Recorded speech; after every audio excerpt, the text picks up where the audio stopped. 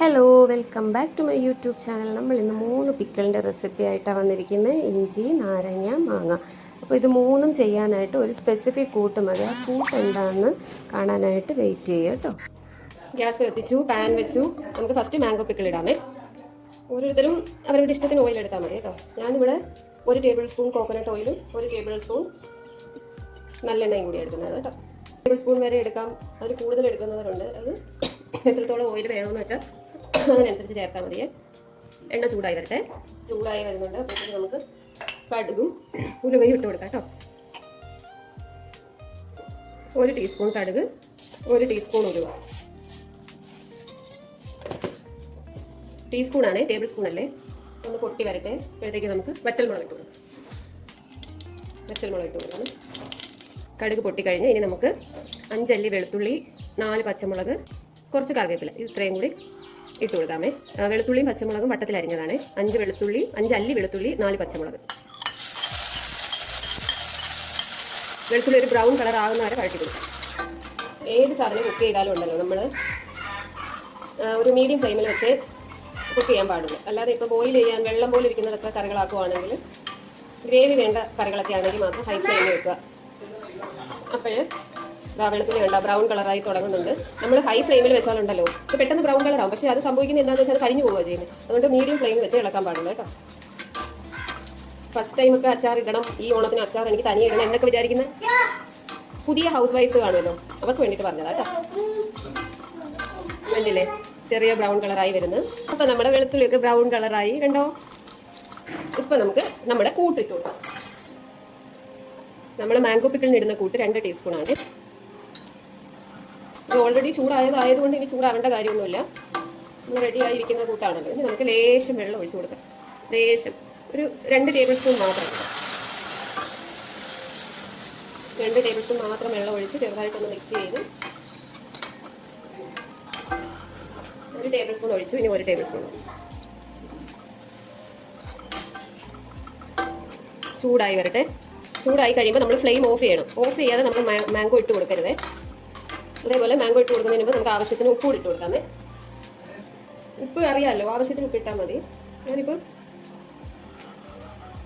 ഈ കുഞ്ഞു സ്പൂണിന് ഉപ്പ് അളന്നെടുത്തിരിക്കുന്നത് കണ്ടില്ലേ. ഈ സ്പൂണിന് ഞാൻ 2.5 സ്പൂൺ ഇട്ടിട്ടുണ്ട്. ഉപ്പ് ഇട്ടൊന്ന് മിക്സ് ചെയ്ത് വെച്ച് മാംഗോ ഇട്ട് കൊടുക്കാം. ഫ്ലെയിം ഓഫ് ചെയ്യാതെ ഒരിക്കലും മാംഗോ ഇട്ട് കൊടുക്കരുത്. അങ്ങനെ ചെയ്താൽ മാംഗോ കുക്കായി പോകും. പിന്നെ ആ പിക്കിളിൻ്റെ ടേസ്റ്റേ മാറും കേട്ടോ. മാംഗോ ഇട്ട് കൊടുക്കാമേ.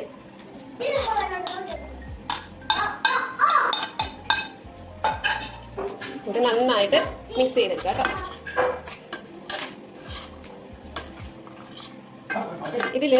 ഞാനിതിൽ വിനീഗർ ചേർക്കുന്നില്ല. ഒരു ഹെൽത്തി പിക്കിളാണ്. വിനീഗർ ചേർക്കാതെയും അച്ചാറിടാം, അത് കേടാകാതിരിക്കുകയും ചെയ്യും.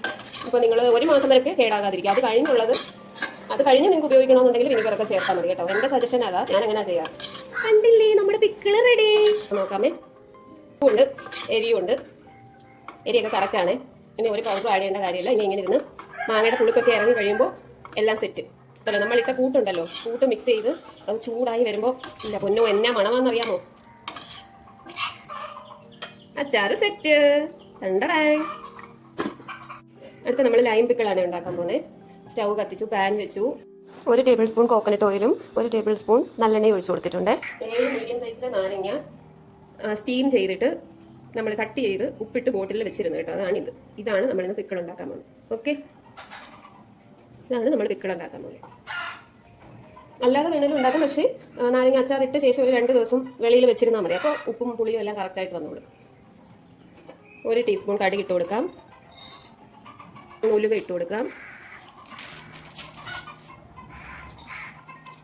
കടുക് പൊട്ടി വന്നിട്ടുണ്ട്. നമുക്ക് പച്ചമുളക് ഇട്ട് കൊടുക്കാം കേട്ടോ. ഒരു 3 പച്ചമുളക് വട്ടത്തിൽ അരിഞ്ഞത്, ഒരു കുഞ്ഞു പീസ് ഇഞ്ചി കുനുകുന അരിഞ്ഞത്. ഇനി നമുക്ക് കറിവേപ്പില ചേർത്ത് കൊടുക്കാമേ.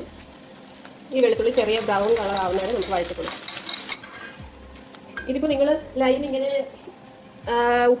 ഇങ്ങനെ സ്റ്റീം ചെയ്തിട്ട് ഉപ്പിട്ട് വെച്ചില്ല എന്നൊന്നും വിചാരിച്ചിട്ട് വിഷമിക്കേണ്ട. അല്ലാതെ നമുക്ക് ഡയറക്റ്റായിട്ട് ഇപ്പം തന്നെ അച്ചാർ ഇടുന്ന ടൈമിൽ തന്നെ ലൈം സ്റ്റീം ചെയ്ത് കട്ട് ചെയ്ത് ഒരു അച്ചാർ ഉണ്ടാക്കുന്നതിന് ഒരു 10 മിനിറ്റ് മുന്നേ ഉപ്പ് മിക്സ് ചെയ്ത് വെച്ചിരുന്നാൽ മതി. അപ്പോഴും പ്രശ്നമില്ല. പിന്നെ അച്ചാർ റെഡി ആക്കി കഴിയുമ്പോൾ ഒരു 2 ദിവസം വെളിയിൽ വെച്ചിരുന്ന ഉപ്പും പുളിയും എല്ലാം കറക്റ്റായിട്ട് പിടിച്ചോളും. പക്ഷേ നാരങ്ങ അച്ചാറിൻ്റെ പ്രത്യേകത എന്താണെന്ന് വെച്ചാൽ നമ്മൾ കൂടുതൽ ഉപ്പിടണം, എന്നാലേ ആ പുളി ബാലൻസ് ചെയ്യത്തുള്ളൂ. അത്രയും പുളി ഉണ്ടല്ലോ, സിട്രിക് ആണല്ലോ, അതുകൊണ്ട്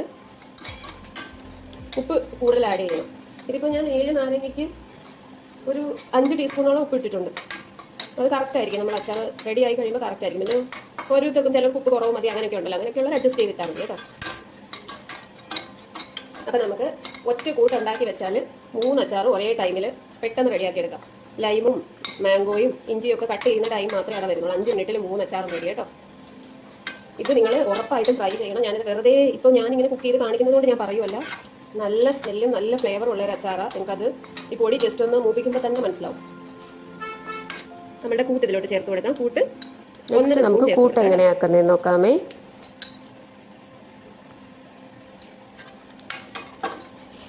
കൂട്ട് ഓൾറെഡി ചൂടായതാണ്. ഒന്ന് ജസ്റ്റ് ഒന്ന് മിക്സ് ചെയ്തിട്ട് നമുക്ക് 2 ടേബിൾ സ്പൂൺ വെള്ളം കൂടി ഒഴിച്ചു കൊടുക്കാം. 1 ടേബിൾ സ്പൂൺ, ഇവിടുത്തെ 1 ടേബിൾ സ്പൂൺ. ഒന്ന് ചൂടാകട്ടെ. ലൈം ഇട്ട് കൊടുക്കാം. ലോ ഫ്ലെയിമിലായിരിക്കുന്നത് കേട്ടോ.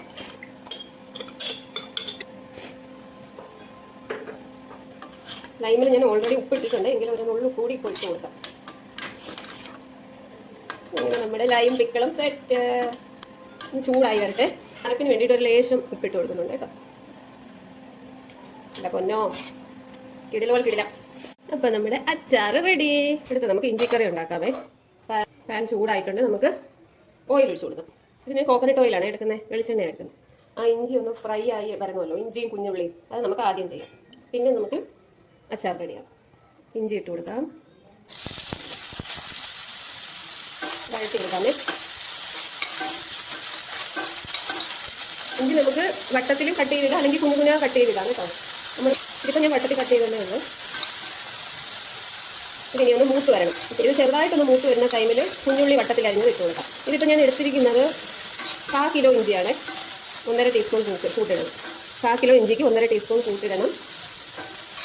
1/4 കിലോ ഇഞ്ചിക്ക് ഒരു 150 ഗ്രാം കുഞ്ഞുള്ളി വട്ടത്തിൽ അരിഞ്ഞതും ചേർക്കണം. ചെറുതായിട്ട് മൂത്ത് തുടങ്ങിയിട്ടുണ്ട്. നമുക്ക് കുഞ്ഞുള്ളി ഇട്ട് കൊടുക്കാമേ. വട്ടത്തിൽ അരിഞ്ഞ കുഞ്ഞുള്ളി ചേർത്ത് രണ്ടുകൂടി ഒന്നുകൂടെ മൂപ്പിച്ചെടുക്കാം കേട്ടോ. അപ്പോൾ ഇഞ്ചി മൂത്ത് വരുന്നതിനനുസരിച്ച് എണ്ണ കുറവുണ്ടെങ്കിൽ നിങ്ങൾ ഒഴിച്ചു കൊടുക്കാം കേട്ടോ.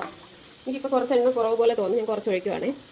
ഒരു ടേബിൾ സ്പൂണോളം. മൂത്ത് വരുമ്പോഴത്തേക്ക് നമുക്ക് ഒരു നെല്ലിക്ക വലുപ്പത്തിൽ പുളി എടുത്തിട്ട് നമുക്ക് ചൂടുവെള്ളം ഒഴിച്ച് വെക്കാമേ.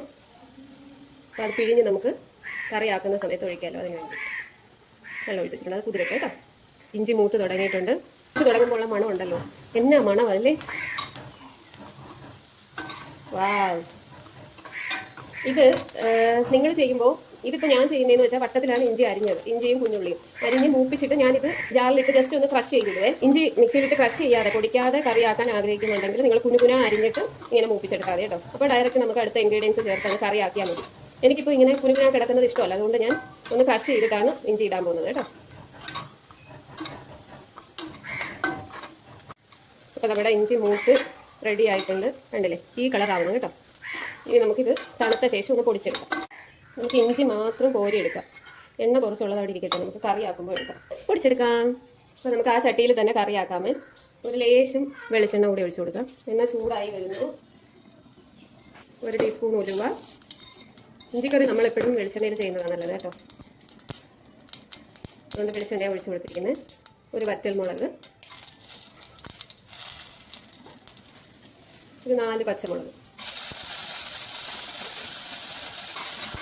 കുറച്ച് കറിവേപ്പിലയും കൂടി ഇട്ട് കൊടുക്കാമേ. ഇതൊന്ന് വാടി വരുമ്പോഴത്തേക്ക് നമുക്ക് നമ്മൾ ക്രഷ് ചെയ്ത് വെച്ചാൽ ഇഞ്ചി ഇട്ട് കൊടുക്കാമേ. കണ്ടില്ല, ഇങ്ങനെ ചെറിയ തരിതരി പോലെ എടുക്കും. ഇങ്ങനെ കറി വെക്കാനാണ് എനിക്കിഷ്ടം കേട്ടോ. ഓൾറെഡി വഴറ്റി വെച്ചേക്കുന്നതായതുകൊണ്ട് ഇനി കുഴപ്പമില്ല. നമുക്ക് നമ്മുടെ കൂട്ടിയിട്ട് കൊടുക്കാം. 1.5 ടീസ്പൂൺ ആ കൂട്ടിയിട്ട് കൊടുക്കാം. ഓക്കെ, എല്ലാം ഒരുമിച്ച് അങ്ങ് എടുക്കും.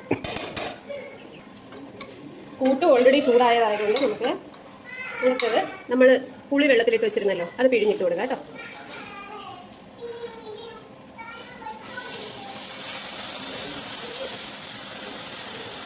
ചൂടുവെള്ളം ഒഴിച്ചു കൊടുക്കാമേ.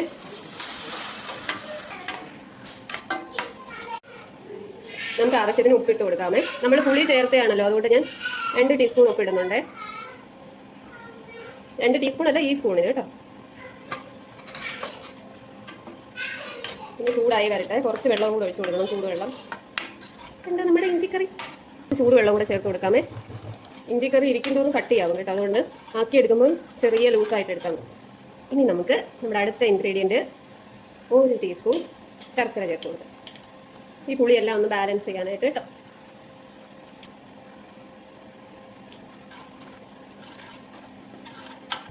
ലേശം ഉപ്പിൻ്റെ കുറവുണ്ട്, ലേശം ഉപ്പ് ഇട്ടിട്ടുണ്ട്.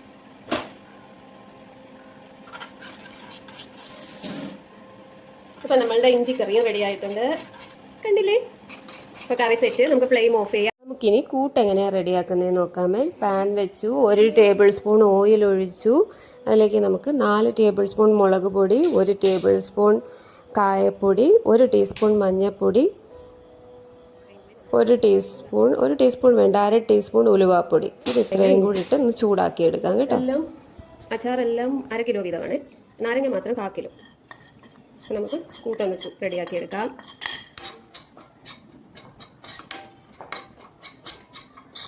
ഇനി നമ്മൾ ചൂടാക്കി കൂട്ട് വെച്ചിട്ട് 3 അച്ചാർ, നമുക്ക് 5 മിനിറ്റിനകത്ത് 3 അച്ചാർ റെഡിയാക്കാം. നാരങ്ങ, ഇഞ്ചി, മാങ്ങ. ഇങ്ങനെ ചെയ്യുന്നതിൻ്റെ ഗുണം എന്താണെന്ന് വെച്ചാൽ നമുക്ക് ഇതിൻ്റെ ഒരു ഫ്ലേവർ കിട്ടും. പൊടികളൊക്കെ ഒന്ന് ചൂടായിട്ടാണല്ലോ ആഡ് ചെയ്യുന്നത്, അതിൻ്റെ ഒരു ഫ്ലേവർ കിട്ടും കേട്ടോ.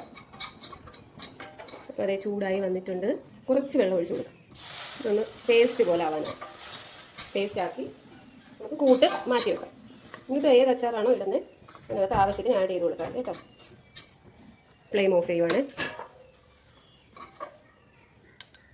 അച്ചാറിൻ്റെ കൂട്ട് റെഡി ആയിട്ടുണ്ട്. ഇനി നമുക്ക് ഓരോ അച്ചാറായിട്ട് ആക്കി തുടങ്ങാം കേട്ടോ.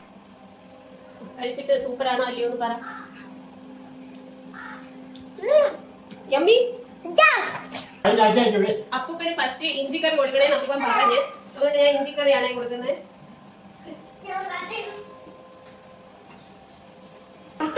നന്നായിരിക്കണം. നാരങ്ങ തരാമേ. ആരും ഇനി വേണോ?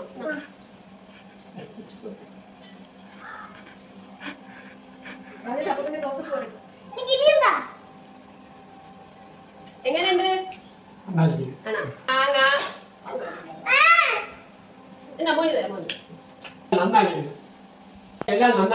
അടിപൊളിയാണോ? ഇനി ഓണത്തിന് വേറെ വേണ്ടല്ലേ? മമ്മൂ നാരങ്ങ കഴിച്ചു നോക്കൂ.